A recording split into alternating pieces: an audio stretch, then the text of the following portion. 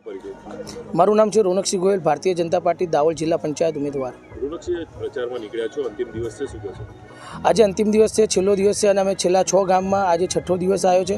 ત્યારે અમે નિસરાયા ગામની અંદર આજે પ્રજાને મળવા વોટ માંગવા આવ્યા છે. મા હરસિદ્ધિના આશીર્વાદ લીધા, મહાદેવજીના આશીર્વાદ લઈ અને ગામમાં અમે ડોર ટુ ડોર ફરી અને પ્રચાર પ્રસારણ કરી લોકોને વોટ આપવા માટે અપીલ કરી છે. કયા પ્રકારેનો મતદાનનો છેલ્લો દિવસ છે અને મતદારોને શું અપીલ કરશો જ્યારે ચૂંટણી સામે છે? આ જિલ્લા પંચાયતની અંદર મતદારો બધા જાગૃત છે.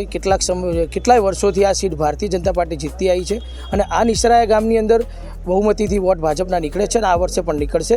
મતદારો સાથે સાથે અહીંયા અમારા પંચાયતના જે ઉમેદવાર કેટલાય 70 વર્ષથી એમનું કહેવું છે કે એકવાર મેં ભાજપને વોટ નહીં આપ્યો, પરંતુ આજે મારી વિચાર સાથે અને ભાજપની વિચાર સાથે મારી કાર્યપદ્ધતિને જોઈ અને એ ભારતીય જનતા પાર્ટીમાં આજે ખેસ પહેરી અને ભગવો પહેર્યો છે.